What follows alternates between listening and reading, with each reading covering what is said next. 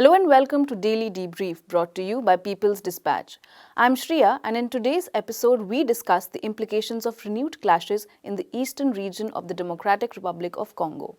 Meanwhile, the visit of US Vice President Kamala Harris to Palawan Islands in Philippines has stirred tensions in the region. And it is 1 year since the Narendra Modi-led government in India was forced to withdraw the three controversial farm laws that led to the historic farmers' protest in 2020.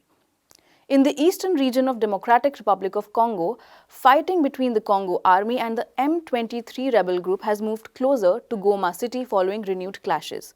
What are the implications of the latest round of violence in the Central African nation already caught in a massive humanitarian crisis? Prashant from People's Dispatch joins us in studio for more. Hi Prashant, so what is the latest that we have on DRC? Right, so as we know, there's a lot of fighting that is going on involving what is called the M23 rebel group, and they've come close to the important town of Goma, which earlier also they had come close to. In fact, some many years ago, they even captured that. Now, I think it's very important to know when we're talking about such rebel groups, it's kind of important, the news just comes up, oh, there's a rebel group. Without really too much conversation about what its antecedents are, etc., etc. Now, we've talked to our friend Kambale Musawali often on this, who's expert on the Congo, and one thing he's kept pointing out is the fact that the M23 rebel group is nothing new. It has existed for many, many years now under various names. There have been 4 or 5 different changes of names, so to speak, and the latest branding, it's the latest branding that's called the M23. Now, the important thing, of course, note that in all its avatars, so to speak, the M23 has always been backed by Rwanda, which is a claim that the DRC is making even now. In fact, the DRC even expelled the Rwanda ambassador to the DRC over this issue. And we also know that Rwanda has a very bloody and deep history of intervening in the Congo from 1996 and 1998. Congo's neighbors, Rwanda and Uganda, staged invasions into the Congo, leading to millions of deaths, a huge amount of loot of its natural resources, for which Uganda was actually convicted by the International Court of Justice, asked to pay massive, over $300 million in fines, and they've actually begun paying the first installment of the fine. Yes. That happened recently. Rwanda was never convicted because it has not signed the Rome Statute, and which is why it has remained outside the purview of this investigation. However, there are other reports which indicate that Rwanda was very instrumental in supporting these kind of rebel groups. And so when the M23 once again re-emerged, in fact, there was another round of fighting in May as well. They were again very well armed, they were very well equipped, they were making advances. So really the question again was that where are they getting these weapons from? What is their source of supply? And again, all fingers point to Rwanda. So it's very important to note that in addition to that, Rwanda is also a key ally of the United States, of the United Kingdom, of other European powers. In fact, we all know about the refugee deal signed between the UK and Rwanda. So Rwanda is very much seen as a proxy for many of these Western powers as well. So now the question often comes as to what is the reason for all of this. There are all kinds of reasons thrown around, but ultimately it all boils down to control of the DRC's resources. The DRC is the home of some very valuable resources, cobalt, coltan for instance, and it has been seen that a lot of these resources often find their way into the international markets via Rwanda. So I think it's what is very essential to know, that the DRC has time and again been invaded, its resources have been looted, its people have been killed in large numbers by proxy forces which are supported by its immediate neighbors. And so when we hear about the international community, when we hear about regional engagement, these are issues that kind of cause many people in the DRC to be very concerned. Yes, Prashant, then you mentioned Rwanda and Uganda. Can you also elaborate on the role of DRC's neighbors and their international allies? Right, so like I said, this issue has already come up, which is the Rwanda and Uganda's role in this vast massive killings in the Congo. We also know that other countries in the region, for instance, Kenya and Burundi, have sent soldiers, peacekeeping forces. Interestingly, Uganda has also sent soldiers to contribute in the fight, apparently. So it's important to note that Uganda already sent its forces to fight another rebel group which they claimed was affiliated to the ISIS.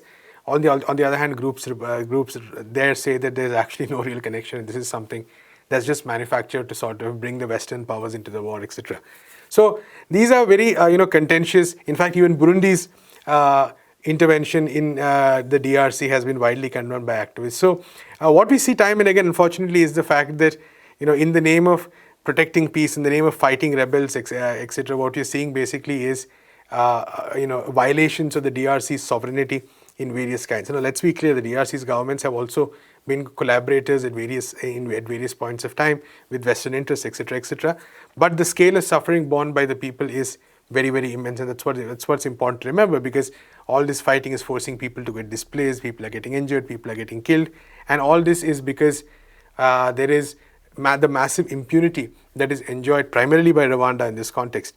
And Rwanda is engaged as a partner. There are say the mediator, who's Uhuru Kenyatta, the former president, has intervened with the former Kenyan president, that is, has intervened with Rwanda. They've had discussions with President Kagame and all that. But all said and done, the fact remains that nothing has really changed on the ground, because we saw exactly the same happening a few months ago, around April, May.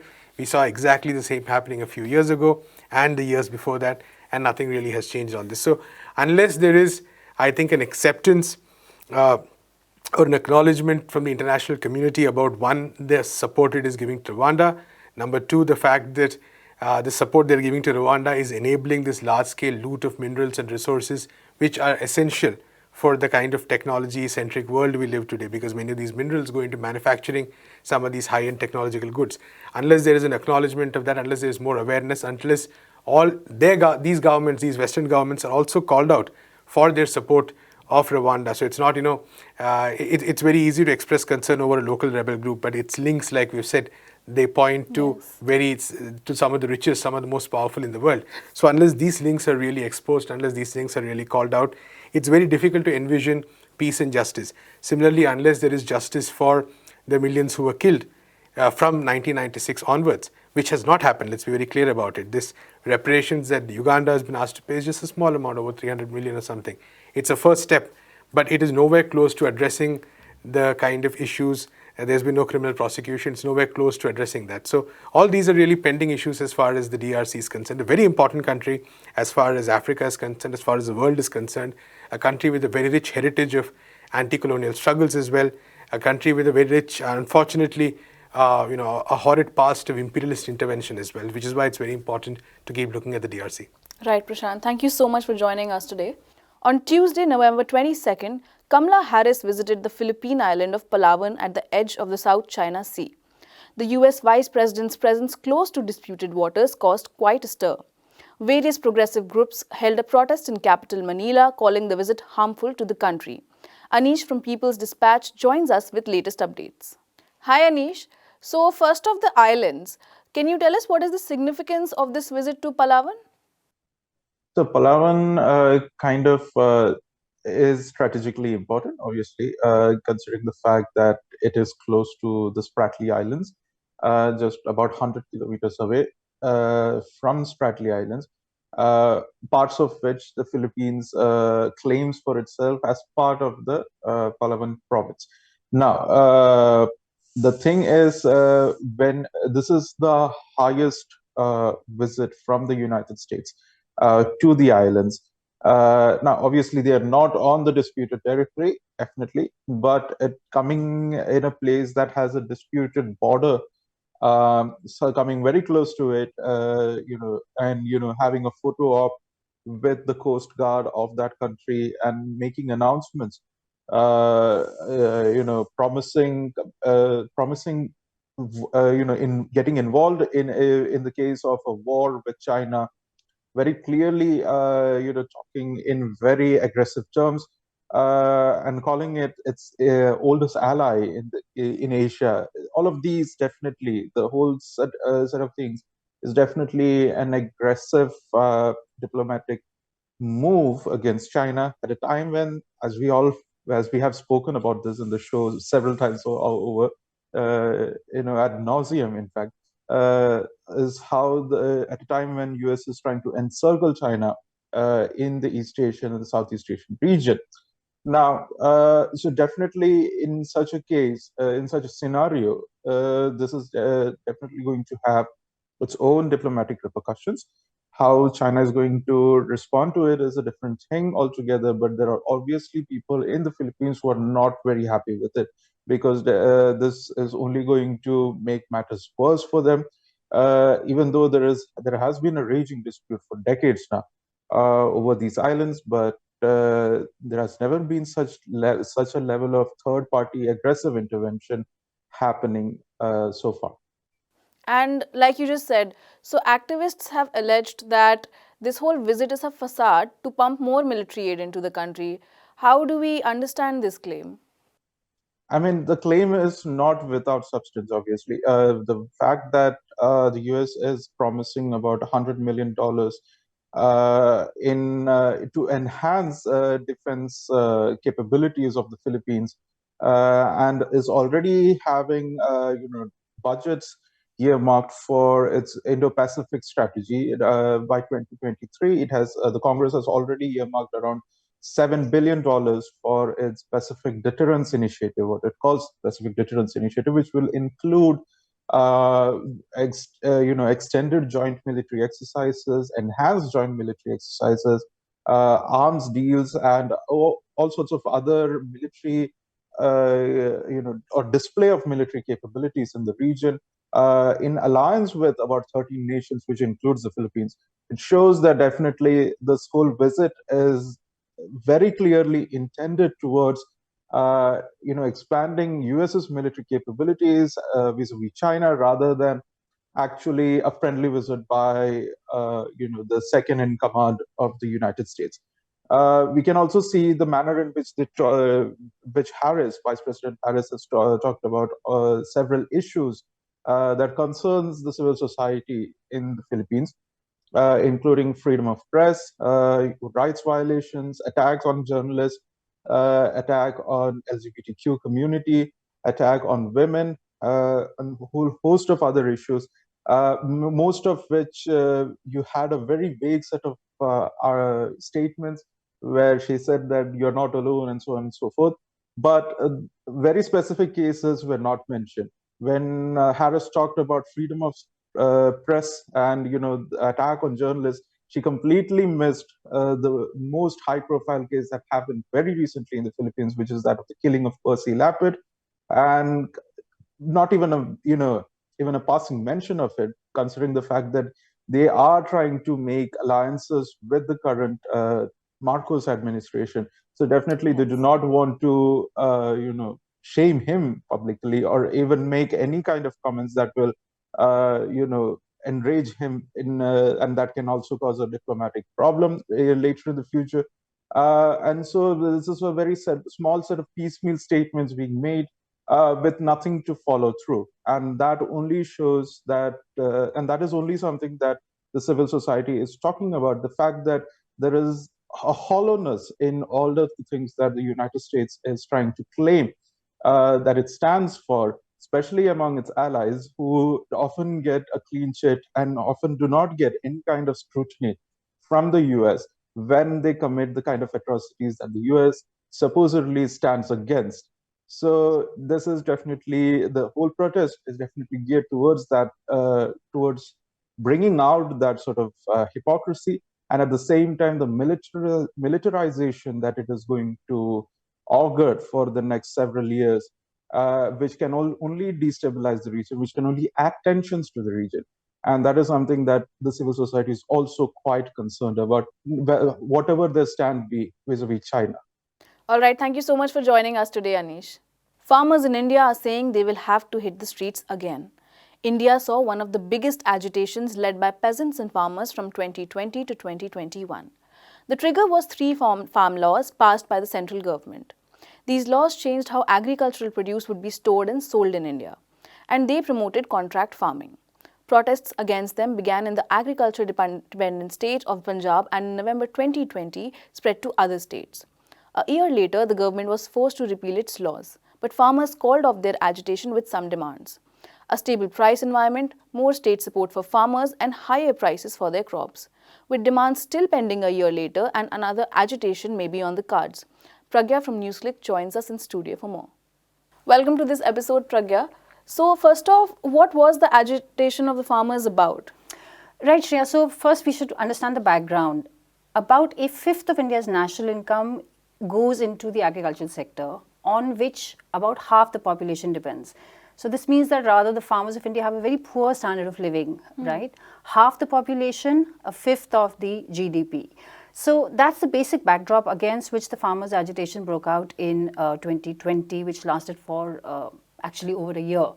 Now, the thing is that what the government's 3 laws did was, they ushered in the way for contract farming. That was the primary grouse of the farmers. They did not want to have to deal with a private company when it came to selling their produce. Now, people said that, okay, if you don't want to, then don't. Go to the markets established by the government or authorized by the government, which are known as the APMCs in India. Okay. The problem is that the government, through its law, had set up a parallel system of marketing agricultural produce, and in that parallel system, the private system which they were setting up through these laws, there would be no tax or levy. Whereas the existing system, there are about 6,600 such markets across the country. Each market caters to about 500 square kilometers of land, which is actually very, very few markets considering the huge population dependence and the wide dependence on agriculture. So what the farmers essentially said that, look, we want you to strengthen the existing market system. We do not want to have to depend on the private contractors for trading our produce. We want our minimum support prices given by the government for roughly 23 crops, of which the primary crops are the staples, paddy or rice and wheat. Now, the response from the government was that, look, only 12% of farmers who grow rice or paddy are actually able to avail the system of minimum support prices. The issue here is that it depends on the state governments as well to make this system the system of procuring grain from the last mile, from the last farmer, and taking it to the market, where they would levy a 2% or a 3% or roughly something like that, a tax would be levied, which would be used for the upkeep of the market.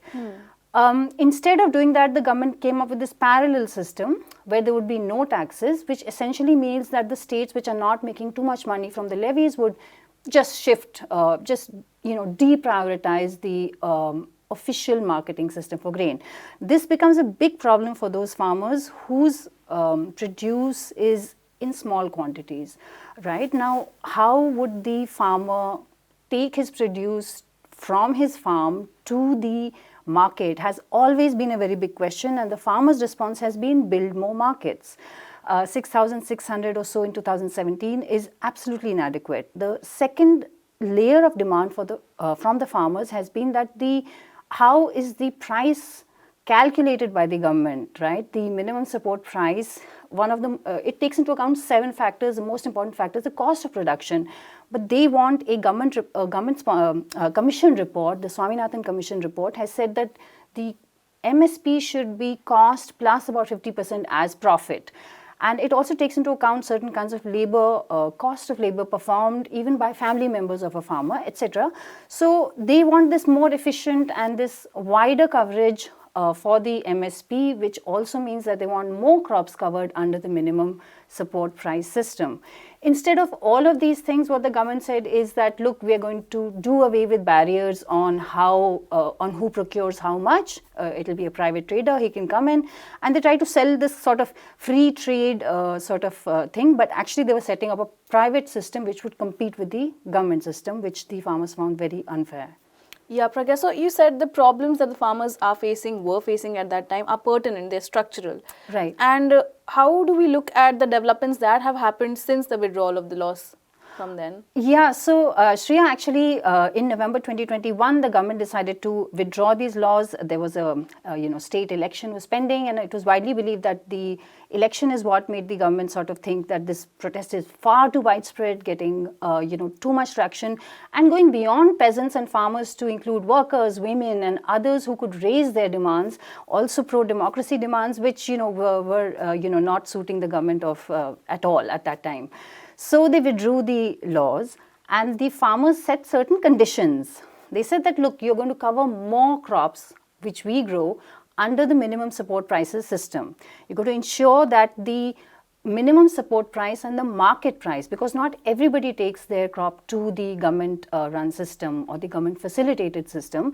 They said the prices should converge. The more these prices converge, the more the farmers stand to benefit naturally. So these were the 2 primary demands, but they also, now you find also that they are demanding better forest conservation law than the one the government has come up with.